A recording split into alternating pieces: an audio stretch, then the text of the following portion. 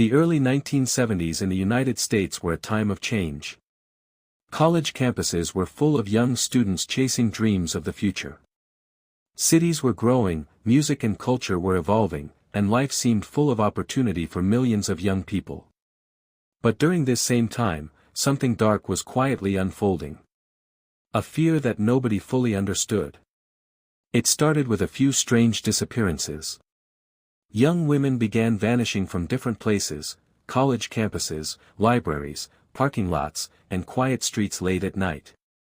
At first, police believed these were isolated cases. Maybe someone had run away. Maybe they had traveled somewhere without telling their families. But soon the number of missing persons reports began to increase. Families were terrified. Parents waited by the phone for days, hoping their daughters would call. Friends searched campuses and neighborhoods, hoping to find any clue. But in many of these cases, there was nothing. No witnesses. No signs of struggle. No evidence. The women had simply disappeared. And nobody knew why. A charming stranger. During the same time period, people in several areas began noticing a particular man. He didn't look dangerous. In fact, most people described him as friendly and polite. He was well dressed. He spoke clearly and confidently. Many people said he seemed intelligent and calm. The man's name was Ted Bundy. To the outside world, Bundy appeared to be a normal young man with a bright future ahead of him. He studied law. He volunteered in political campaigns. He worked at different jobs and interacted with many people every day. Those who knew him personally often described him as charming. Some even said he was charismatic. But behind that calm and confident personality, something dark was hiding. Something that nobody around him could see. The first suspicious encounters. Several witnesses later reported encounters with a strange man. The stories were surprisingly similar. The man appeared injured. Sometimes he had his arm in a sling. Sometimes he pretended his leg was broken. Because of this, he often asked people for help. "Excuse me," he would say politely. "Could you help me carry something to my car?" Most people were willing to help. After all, he looked harmless. He seemed like a normal person who simply needed assistance. But sometimes, those encounters would end in a frightening way. And sometimes, those women were never seen again. The growing fear. By 1974, police departments in different states were beginning to notice a disturbing pattern. Young college women were disappearing at an alarming rate. The cases seemed unrelated at first. But investigators began comparing reports and witness statements. Slowly, the pieces of the puzzle began to form a picture. Several witnesses mentioned the same detail. The mysterious man who approached them introduced himself with a simple name. Ted. Another important clue appeared again and again. The man was driving a small car. A Volkswagen Beetle. This information gave investigators their first real lead. But at the time, nobody could imagine how dark the truth would become. The double life. While the police were slowly investigating the disappearances, Ted Bundy continued living what appeared to be a completely normal life. He attended university classes. He spent time with friends. He even worked on political campaigns and volunteered in community activities. People who met him during this time often had positive impressions. Some described him as intelligent and ambitious. Others said he was polite and respectful. Nothing about his behavior seemed suspicious. But the reality was far more disturbing. Because while Bundy was living his public life as a normal young man, a hidden life was unfolding in the shadows. A life filled with secrets. And those secrets would eventually lead to one of the most infamous criminal cases in history. By the summer of 1974, something deeply disturbing was becoming impossible to ignore. Young women were continuing to disappear. Not just from one city. Not just from one campus. But from different places across several states. At first, investigators believed these cases were unrelated. After all, each disappearance happened in a different location, and there was little physical evidence connecting them. But experienced detectives know that sometimes the smallest detail can reveal the biggest truth. And in these cases, a few witnesses had started mentioning the same strange story. They had seen a man. A man who introduced himself with a simple name. Ted. The man with the injured arm. Several young women described meeting a man who appeared injured. Sometimes his arm was in a sling. Other times, he pretended to struggle while carrying books or loading something into his car. He would politely approach strangers and ask for help. "Excuse me, could you give me a hand for a moment?" His voice sounded calm and respectful. He did not seem threatening. In fact, he seemed exactly like the kind of person most people would trust. This was one of the reasons why his plan worked so well. Because nobody suspects danger when it comes from someone who looks ordinary. And sometimes, those small moments of kindness turned into something far more terrifying. A crowded summer day. One of the most shocking events happened during a bright summer afternoon in Washington state. Hundreds of people were enjoying the warm weather at a popular lake. Families were swimming. Friends were playing music and relaxing in the sun. It was a peaceful and joyful environment. Among the crowd was a man walking around calmly, speaking politely to different women. He introduced himself as Ted. Witnesses later said he asked several women for help loading something onto his car. Some people helped him. Others refused and walked away. But what nobody realized at the time was that two young women disappeared that very same day.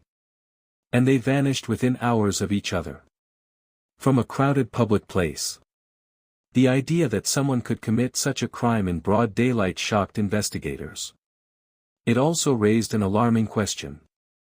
How confident was the person responsible? The growing investigation. Police departments began working together, sharing information about the disappearances. As they compared reports, a disturbing pattern slowly began to appear. Most of the victims were young college students. Many of them had long dark hair. Several had last been seen speaking to a man named Ted. And multiple witnesses mentioned the same type of vehicle. A small, rounded car. A Volkswagen Beetle. This detail was extremely important. Because it meant investigators could finally start searching for a specific suspect. A name appears. Detectives began reviewing records. They searched for men named Ted who owned a Volkswagen Beetle in the area. Eventually, a name appeared on their list. A man who lived nearby. A man who had been seen around the university campus. A man who matched the general description given by witnesses. His name was Ted Bundy. But there was still a major problem. At that moment, there was almost no direct evidence connecting him to the disappearances. And to many people who knew him, Bundy seemed completely normal. The mask of normal life. While police were slowly building their investigation, Ted Bundy continued living his life as if nothing was wrong. He attended university classes. He spent time with friends. He went on dates. He even worked on political campaigns and social activities. People who interacted with him often described him as intelligent and charismatic. Some even said he was charming. And that is what made the situation so disturbing. Because sometimes the most dangerous people are the ones who appear the most normal. While police were slowly building their investigation, Ted Bundy continued living his life as if nothing was wrong. He attended university classes. He spent time with friends. He went on dates. He even worked on political campaigns and social activities. People who interacted with him often described him as intelligent and charismatic. Some even said he was charming. And that is what made the situation so disturbing. Because sometimes the most dangerous people are the ones who appear the most normal. Behind that calm and confident personality, a darker side was growing stronger. And soon, investigators would begin discovering the truth. But by the time they did, It would already be too late for many victims. By late 1974, investigators across several states were beginning to feel the pressure. More families were reporting missing daughters. Newspapers were printing headlines about young women who had vanished without explanation. And although the cases were happening in different locations, detectives could no longer ignore the possibility that they were all connected. Somewhere out there, a dangerous predator might be moving from place to place. And he was getting away with it. Detectives start connecting the clues. Police departments from different cities began sharing information. Detectives compared witness statements, missing person reports, and timelines of the disappearances. Slowly, a disturbing pattern began to appear. Many victims were young college students. Most were last seen alone. And several witnesses mentioned seeing the same kind of man nearby shortly before the disappearances. A man who looked normal. A man who introduced himself as Ted. The description of the stranger. Witnesses gave investigators similar descriptions. The man was tall. He had dark hair. He spoke politely and confidently. Sometimes he wore casual clothes like a college student. Other times he appeared slightly injured and asked for help with something. The story sounded so ordinary that many people had not suspected anything at the time. But when investigators placed all the statements together, the pattern became impossible to ignore. And one detail kept appearing again and again. The car. Multiple witnesses described the same small vehicle. A Volkswagen Beetle. This detail allowed investigators to take their first real step forward. Police began searching records for men named Ted who owned a Volkswagen Beetle. It was not an easy task. Thousands of people owned that type of car. And the name Ted was extremely common. But detectives continued narrowing the list. They focused on men who lived near the areas where the disappearances had happened. By the mid-2000s, Mark Wahlberg had everything. Money. Fame. Hollywood respect. But peace? That was still missing. Success didn't erase guilt, it magnified it. While Mark starred in blockbuster films like Four Brothers, Shooter, and The Departed, his past crimes remained an open wound. Interviews slowed. Questions changed. People no longer asked how he succeeded. They asked why he deserved to. This time, Mark didn't hide. He chose a harder path. Mark turned toward faith, not as a public image, but as a private discipline. Early mornings began with prayer. His routine became legendary, waking before dawn, strict workouts, no parties, no chaos. Discipline saved him, again. But faith alone wasn't enough. Mark began giving back quietly. Youth programs. Prison outreach. Mentorship for kids who looked just like the boy he once was. No cameras. No press releases. Because redemption, he believed, should be silent. Still, one moment haunted him. In 2014, Mark publicly asked for a pardon for his past crimes. He said he wanted to fully close that chapter, not for fame, but for healing. The reaction was brutal. Victims and activists pushed back. The world reminded him. Forgiveness is not guaranteed. Mark listened. He withdrew the request. No anger. No excuses. That decision changed him more than any movie ever could. He accepted a painful truth. Some mistakes never disappear. You don't erase them, you carry them responsibly. From that point on, Mark stopped chasing validation. He focused on family, becoming a devoted father. He built businesses, produced films, and used his influence to create opportunities for others, especially those with troubled pasts. But life had one more test waiting. Choosing the next victim. And at the center of the growing mystery was the same quiet name appearing again and again. Ted Bundy. But the biggest breakthrough in the investigation was still yet to come. Soon, a routine police stop would reveal something that would shock investigators. And for the first time, the mysterious predator would face real suspicion. The quiet town of Salt Lake City was beginning to feel the growing shadow of fear. Several young women had already disappeared across different states, and investigators were struggling to connect the dots. Late one night in August 1975, a police officer in Granger noticed a suspicious car driving slowly through a quiet neighborhood. The driver seemed nervous and kept turning his headlights on and off. The officer decided to pull the car over. Behind the wheel was a young man with a calm face and polite manners. His name was Ted Bundy. At first, everything seemed normal. But something about him felt strange. The officer asked if he could search the car. Bundy hesitated. That moment of hesitation changed everything. Inside the car, the officer discovered terrifying items. A crowbar. Handcuffs. A ski mask. A rope. And other disturbing tools. These were not things an ordinary person carried in their car late at night. Bundy tried to explain that the items were for skiing and camping, but the officer wasn't convinced. He was immediately arrested. At that time, the police didn't yet know the full horror of what they had just uncovered. To them, it was simply a suspicious arrest.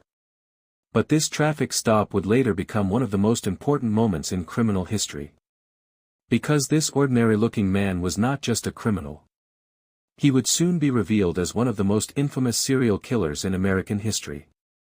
The investigation soon began connecting Bundy to the mysterious disappearances of women near the Lake Sammamish State Park in Washington, state. Witnesses had described a charming man asking for help. A man who introduced himself with a simple name. Ted. And now, the police finally had him in custody. But what they were about to uncover next would be even darker than anyone imagined. Because this arrest was only the beginning of the nightmare. Was not just responsible for one or two disappearances. He might be responsible for many. And the nightmare was far from over. After the terrifying events at Lake Sammamish State Park, investigators across Washington, state, began realizing something disturbing. These disappearances were not random. They were connected. Police departments from different cities started sharing reports about missing college girls.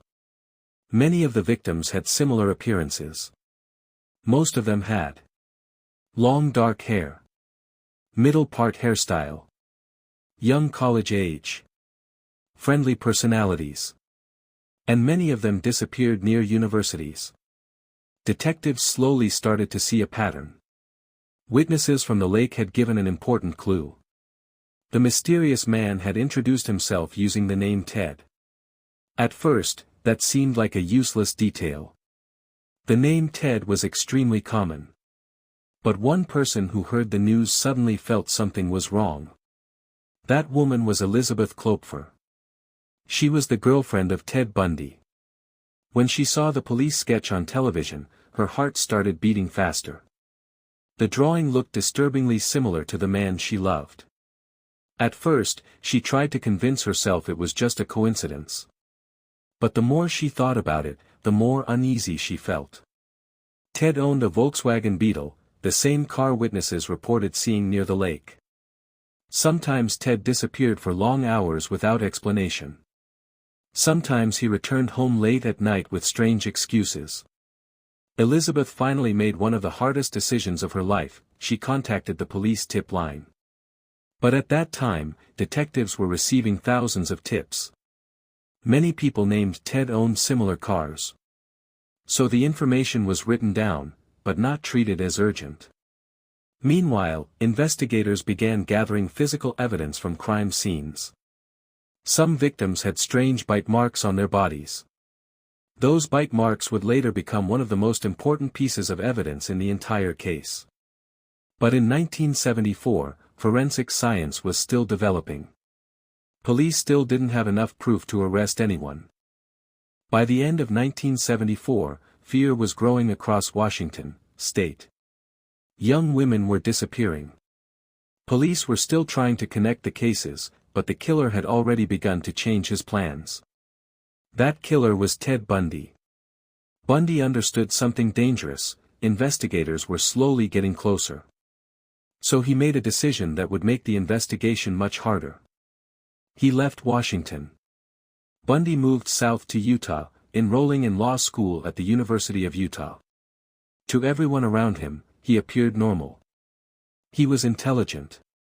He was charming. He was polite and confident. His classmates saw a promising young man studying law. But behind that normal life was a terrifying secret. Soon after Bundy arrived in Utah, young women began disappearing again. One of the first victims was Nancy Wilcox, who vanished near her home late at night.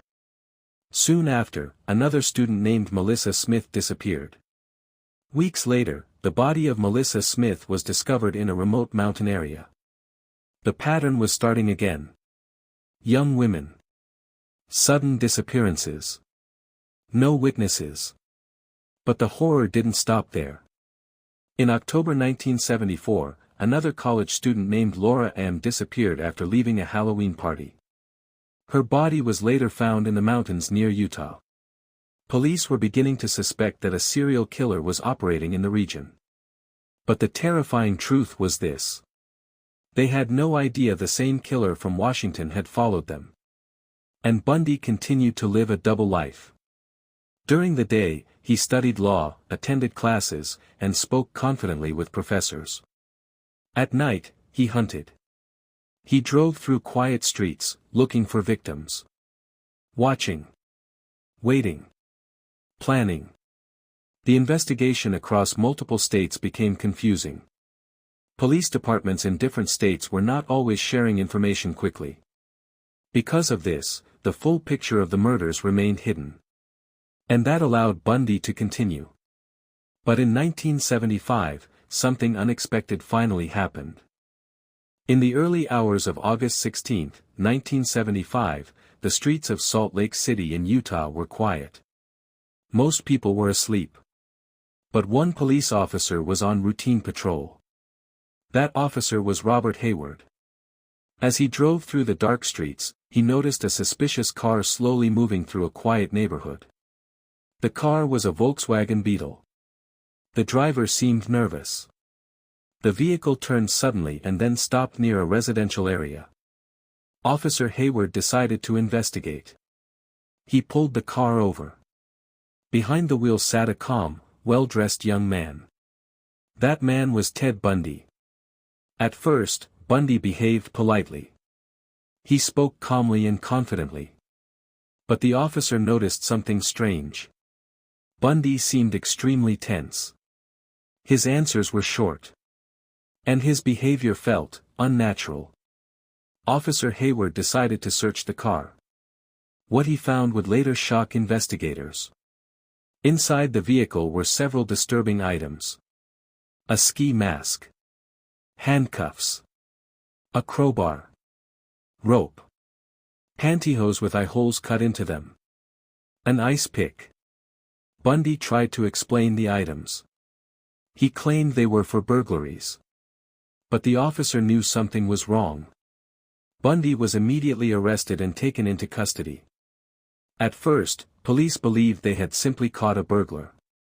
They had no idea they were holding one of the most dangerous serial killers in American history. But as detectives began investigating further, more shocking details started to appear. Witnesses from Lake Sammamish State Park began identifying Bundy in police lineups.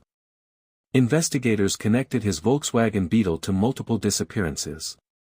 And forensic experts began examining physical evidence linked to several victims. The case against Bundy was slowly building. For the first time in years, the man responsible for so many disappearances was finally behind bars. But this was only the beginning. Because what happened next would shock the entire world. Ted Bundy would soon do something almost impossible. He would escape. Not once. But twice. And after escaping, After his arrest in Utah in 1975, the investigation against Ted Bundy slowly grew stronger. Detectives from multiple states began connecting missing person cases to him. Witnesses from Lake Sammamish State Park in Washington, state, identified Bundy as the man they had seen talking to young women before they disappeared. The evidence was finally starting to build. Soon, Bundy was charged with the kidnapping of a young woman named Carol Durant. Carol had survived one of Bundy's attacks and became a key witness. She told the court how Bundy had pretended to be a police officer and convinced her to follow him to his car. But once she entered the vehicle, he tried to handcuff her. Carol fought desperately and managed to escape. Her testimony became extremely important in proving Bundy's crimes. The trial took place in Utah during 1976. Inside the courtroom, Bundy behaved very differently from what people expected. He didn't look like a killer. He looked calm, confident, even charming. He sometimes smiled at reporters and spoke politely with his lawyers. Many people watching the trial were shocked. How could someone who looked so normal be responsible for such horrifying crimes? But Bundy had another plan. A plan no one inside the courthouse expected. During the trial, Bundy was allowed to visit the law library in the courthouse because he was helping prepare his own defense. One day in June 1977, Bundy was left alone in a second-floor room at the courthouse in Aspen, Colorado. There were no guards inside the room. Only a window. Bundy quietly opened it. Outside was a drop of nearly 25 feet. But Bundy didn't hesitate. He jumped. He hit the ground hard but quickly stood up. Then he ran. Within seconds, one of the most dangerous prisoners in America had completely disappeared. Police quickly launched a massive search across the mountains of Colorado. Helicopters. Search teams. Dogs. But Bundy knew the wilderness well. For 6 days, he hid in the mountains. Living on stolen food. Sleeping in the forest. Avoiding every search team. The entire country was shocked. How could a man accused of multiple murders escape so easily? But eventually, Bundy made a mistake. Weak, hungry, and exhausted, he was spotted wandering near the town of Aspen, Colorado. Police captured him again and returned him to jail. Authorities believed they had learned their lesson. This time, security around Bundy was increased. But what they didn't realize was something terrifying. Bundy was already planning another escape.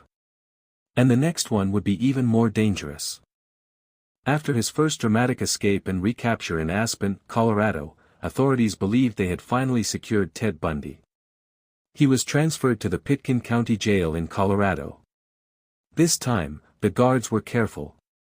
Bundy was placed under closer watch. But Bundy was patient. Very patient. Instead of rushing another escape, he quietly began preparing a plan that would take weeks to complete. Inside his jail cell, Bundy noticed something important. The ceiling above his bed had a small opening where a light fixture was installed. Every night, when the guards were not watching closely, Bundy began slowly scraping away at the ceiling. He used simple tools and even small objects he secretly collected. Bit by bit, the hole became larger. But that wasn't his only preparation. Bundy also began losing weight intentionally. He stopped eating full meals. Week after week, his body became thinner. This allowed him to fit through the small hole he had created in the ceiling. Above the ceiling was a narrow crawl space. And from there, Bundy discovered something shocking. There was a path through the ceiling that led to the apartment of the jailer who lived above the jail. On the night of December 30, 1977, Bundy finally decided it was time. He waited until the guards were busy.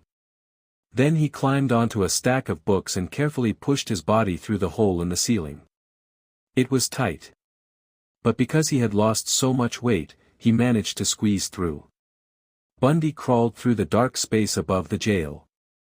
Eventually, he dropped down into the empty apartment above the prison. The jailer was not home that night. Bundy quietly changed into civilian clothes he found in the apartment. Then he simply walked out of the building. No alarms. No guards stopping him. One of the most dangerous criminals in America had just escaped again. But this time, he didn't hide in the mountains. Instead, Bundy began traveling across the country. He stole cars, moved through several states, and finally arrived in Florida. There, he started using a fake name, Chris Hagen. But the terrifying truth was this: Bundy had not escaped to start a new life. He had escaped to continue killing. And in January 1978, something horrific would happen at a college sorority house near the Florida State University in Tallahassee. An attack so brutal that it would shock the entire nation. And finally bring Bundy's reign of terror close to its end. By January 1978, Ted Bundy had successfully escaped from jail and traveled across several states. Eventually he arrived in Florida. There, Bundy rented a small room in Tallahassee and began living under a fake name. To the outside world, he looked like an ordinary man trying to start a new life. But inside, the same darkness remained.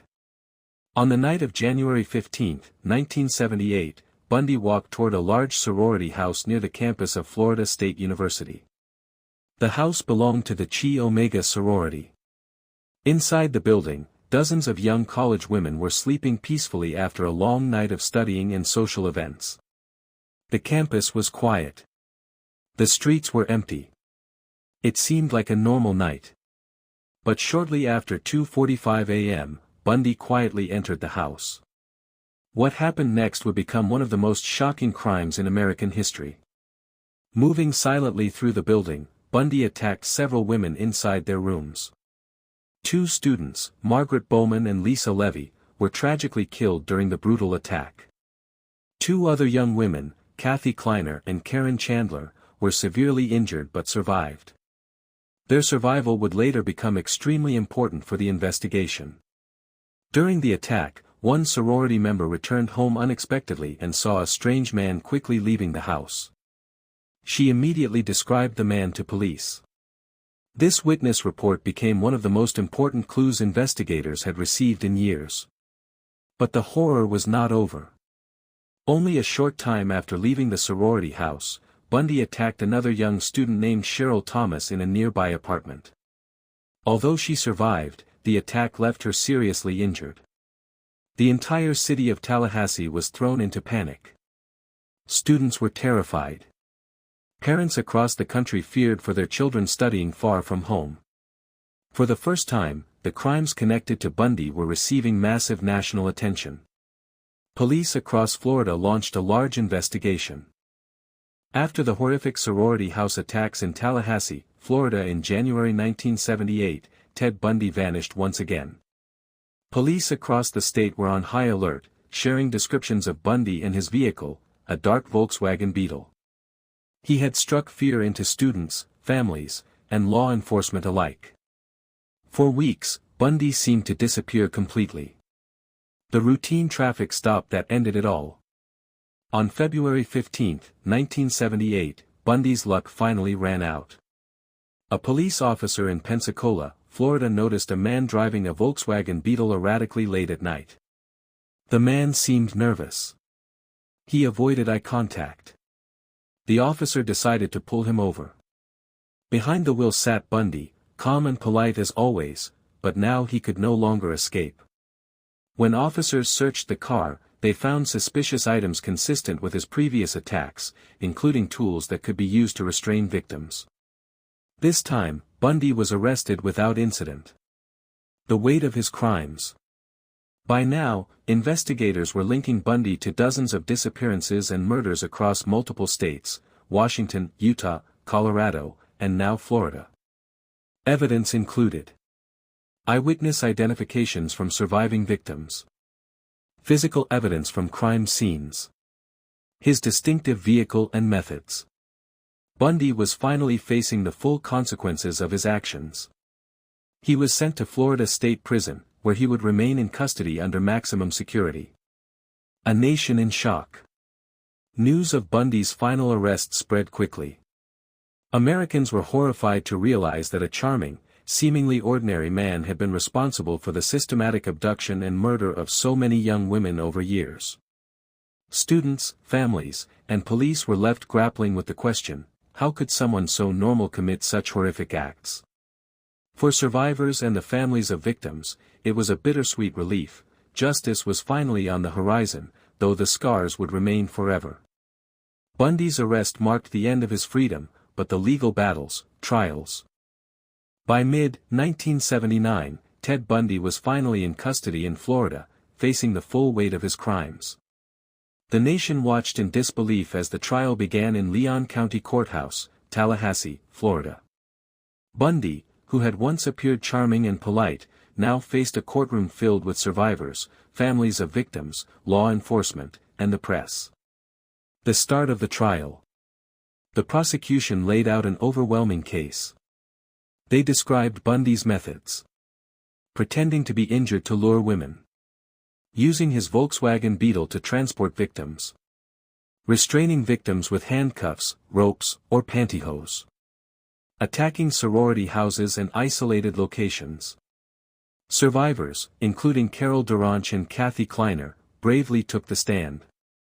Their testimony was chilling. Carol described being approached by Bundy pretending to be a police officer.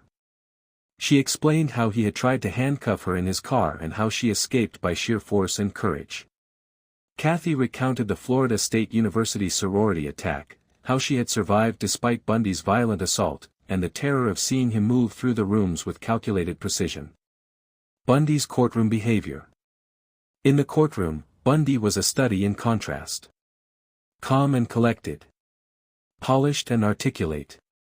Occasionally smiling at observers. Confident when addressing the judge and jury. Many were disturbed by how ordinary he seemed.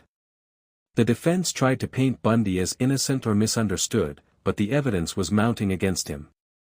Physical evidence linked him to crime scenes. Eyewitness identifications from survivors tied him directly to attacks.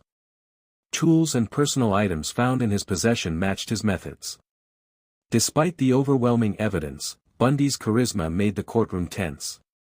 Some jurors reported feeling conflicted simply because he didn't look like a killer. During the trial, Bundy attempted to manipulate the proceedings. He filed motions, argued technicalities, and even acted as his own attorney at times. His courtroom strategies were designed to delay proceedings, confuse the jury, and create doubt. But the prosecutors were prepared. They methodically dismantled Bundy's arguments and presented clear, undeniable connections between him and the crimes. The public reaction. Outside the courtroom, the media frenzy grew. Every day, newspapers and television reports covered the trial in detail. Americans were shocked by the sheer scale of Bundy's crimes. The public struggled to understand how someone so normal could commit such evil. Families of victims waited anxiously for justice, hoping that the courts would finally bring closure to years of terror. Inside, the courtroom drama was intense. Every witness, every piece of evidence, every twist kept spectators on edge. And yet, despite all this, Bundy continued to display his unsettling calm. As the Florida trial of Ted Bundy progressed in 1979, the courtroom became a theater of horror, tension, and disbelief. The prosecution continued to build an airtight case, but the most shocking moments were yet to come. Survivor testimonies. Survivors of Bundy's attacks returned to the stand. Kathy Kleiner described in detail the night Bundy attacked the sorority house. She recalled the cold precision with which he moved through rooms, the silence he kept, and how he had seemed almost mechanical in his cruelty. Carol Duranch recounted the moment Bundy had tried to handcuff her. Her calm and precise testimony contrasted sharply with the terrifying memory of the abduction, making the courtroom audience shiver. Each account revealed the terrifying reality: Bundy's crimes were not impulsive or chaotic, they were meticulously planned, calculated, and executed with chilling patience. Bundy's confessions. Under pressure from mounting evidence, Bundy eventually began to confess selectively. He admitted to luring women with false pretenses. Pretending to be injured or in need of assistance. asking for help with items or pretending to be a law enforcement officer. He described, in vague but horrifying terms, some of the attacks. While he tried to minimize his culpability, the confessions confirmed details investigators had already painstakingly collected. One chilling aspect was how calm he remained while discussing his crimes. There was no remorse, no visible emotion, only the cold recounting of acts that had terrorized families for years. During the testimonies, forensic experts presented evidence that stunned the court.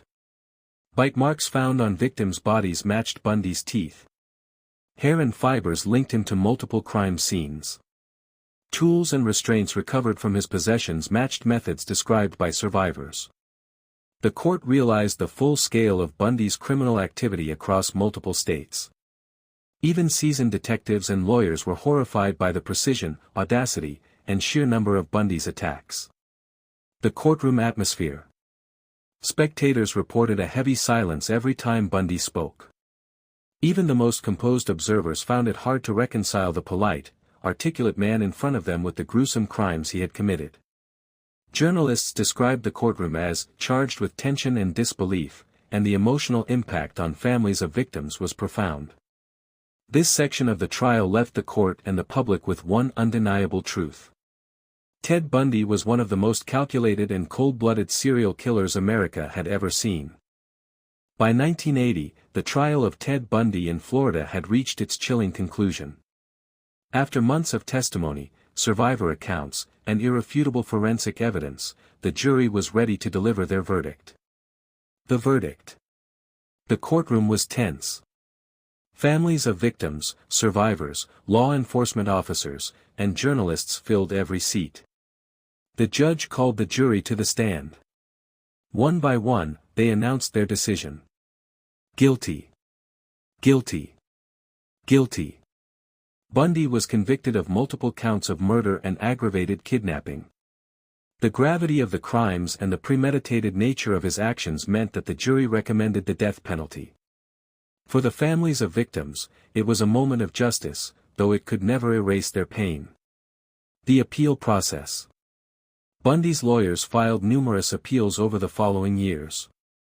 Bundy continued to manipulate the legal system, delaying his execution multiple times. He filed motions, requested new trials, and argued technicalities. But the evidence against him was overwhelming, and the appeals were systematically denied. During this time, Bundy's demeanor remained eerily calm. Even facing death, he maintained his charm, appearing composed in interviews and in the occasional courtroom appearance. The final days. As 1989 approached, it became clear that Bundy's appeals were exhausted. He was transferred to the Florida State Prison death row, awaiting execution. In his final days, Bundy reportedly spent hours reflecting, reading, and speaking to attorneys. Despite the inevitability of his fate, he showed no visible remorse for the victims he had terrorized. Interviews conducted in these final weeks reveal a man still calculating, still confident in his own intelligence, and still detached from the horror of his actions. Execution. On January 24, 1989, Bundy was executed in the electric chair at Florida State Prison. As the switch was pulled, Bundy's life of terror, manipulation, and murder came to an end. For the families of his victims, it was a moment of justice, though it could never erase their pain. The appeal process. Bundy's lawyers filed numerous appeals over the following years. Bundy continued to manipulate the legal system, delaying his execution multiple times. He filed motions, requested new trials, and argued technicalities. But the evidence against him was overwhelming, and the appeals were systematically denied. During this time, Bundy's demeanor remained eerily calm. Even facing death, he maintained his charm, appearing composed in interviews and in the occasional courtroom appearance. The final days. As 1989 approached, it became clear that Bundy's appeals were exhausted. He was transferred to the Florida State Prison death row, awaiting execution. In his final days, Bundy reportedly spent hours reflecting, reading, and speaking to attorneys. Despite the inevitability of his fate, he showed no visible remorse for the victims he had terrorized. Interviews conducted in these final weeks reveal a man still calculating, still confident in his own intelligence, and still detached from the horror of his actions. Execution. On January 24, 1989, Bundy was executed in the electric chair at Florida State Prison. As the switch was pulled, Bundy's life of terror, manipulation, and murder came to an end. For the families of his victims, the execution brought a sense of closure, but the scars of his crimes remained permanent. The story of Ted Bundy remains one of the darkest chapters in criminal history, a chilling reminder that evil can sometimes hide behind the most ordinary facade. It was a moment of justice, though it could never erase their pain. The appeal process. Bundy's lawyers filed numerous appeals over the following years. Bundy continued to manipulate the legal system, delaying his execution multiple times. He filed motions, requested new trials, and argued technicalities. But the evidence against him was overwhelming, and the appeals were systematically denied. During this time, Bundy's demeanor remained eerily calm. Even facing death, he maintained his charm, appearing composed in interviews and in the occasional courtroom appearance. Even decades after his execution in 1989, the story of Ted Bundy continues to fascinate, horrify, and educate. His crimes left a permanent mark on society, law enforcement, and criminal psychology. The legacy of Ted Bundy. Bundy's story became a cautionary tale about appearances and deception. To the outside world, he appeared charming, intelligent, polite and articulate. Yet behind this facade, he was a calculating serial killer responsible for the deaths of dozens of young women across multiple states. Because of Bundy, law enforcement agencies began sharing information more effectively. Cross-state databases, improved investigative techniques, and better communication between police departments became priorities. Bundy also highlighted the importance of survivor testimony in criminal trials. Victims like Carol Duranch and Kathy Kleiner played crucial roles in identifying him and securing convictions, changing how courts handle cases involving attacks and abductions. Psychological analysis. Criminal psychologists have studied Bundy extensively. Some key observations about his behavior include psychopathy. Bundy exhibited classic traits of psychopathy, including a lack of empathy, superficial charm, and manipulativeness. Organized criminal patterns. His crimes were methodical, showing careful planning and control over victims. Narcissism and ego. Bundy often appeared obsessed with his own intelligence and ability to outsmart authorities. Deceptive appearance. Bundy's outward normalcy made him highly effective at gaining trust, which he used to lure victims. Forensic psychologists continue to reference Bundy's behavior in understanding serial offenders today, helping law enforcement profile and prevent future crimes. The Bundy case taught society several important lessons. Appearances can be deceptive. Evil does not always look monstrous, it can hide behind charm and normalcy. The importance of evidence. Bundy's conviction relied heavily on forensic evidence, eyewitness testimony, and careful documentation of his methods. Interstate communication matters. Bundy operated across multiple states. Improved collaboration between agencies is critical for catching criminals who cross jurisdictions. Survivor courage is vital. Testimonies from survivors were key in building the case, demonstrating the importance of believing and protecting victims. Psychological profiling saves lives. Understanding the mindset of criminals can prevent future tragedies. Ted Bundy in popular culture. Bundy's story has influenced books, documentaries, films, and podcasts worldwide.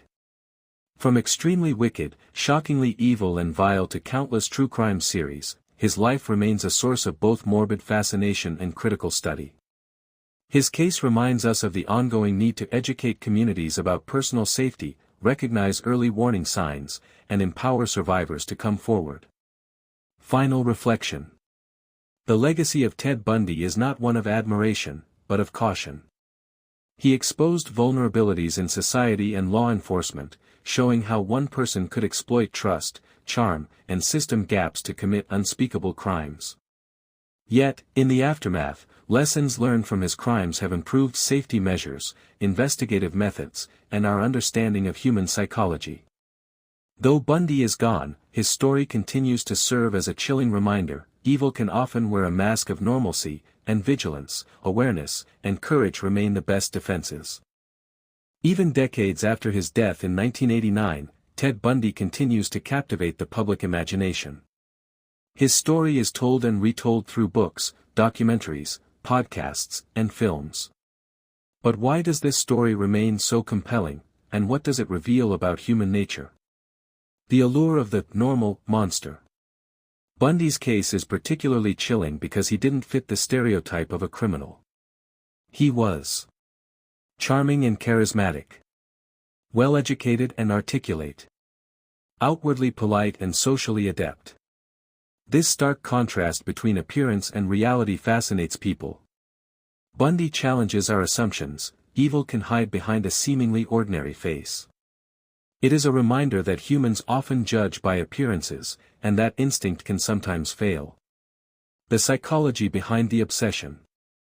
Criminal psychologists, true crime enthusiasts, and the general public are drawn to Bundy's story because it offers insight into the mind of a sociopath. Key factors include curiosity about evil. People are intrigued by the thought process of someone capable of committing such calculated horrors. Understanding risk and deception. Bundy's ability to manipulate and charm highlights vulnerabilities in trust and human judgment. Bundy's life continues to influence true crime literature and podcasts. Hollywood adaptations like Extremely Wicked, Shockingly Evil and Vile. Academic studies in psychology and criminology. His story serves as both a warning and a learning tool. It helps society understand patterns of manipulation, the signs of predatory behavior, and the importance of vigilance. Reflection. Ultimately, the enduring fascination with Bundy is not admiration, it is a combination of horror, curiosity, and the human desire to understand the darkest corners of the mind. His story teaches: evil can be calculated and methodical. Appearances can deceive even the most cautious observers. Awareness, education, and critical thinking are vital tools in protecting oneself and others. While Bundy's crimes were horrifying, the lessons drawn from his life have shaped law enforcement, psychological profiling, and public awareness for generations. The fascination with Ted Bundy reminds us that human nature is complex.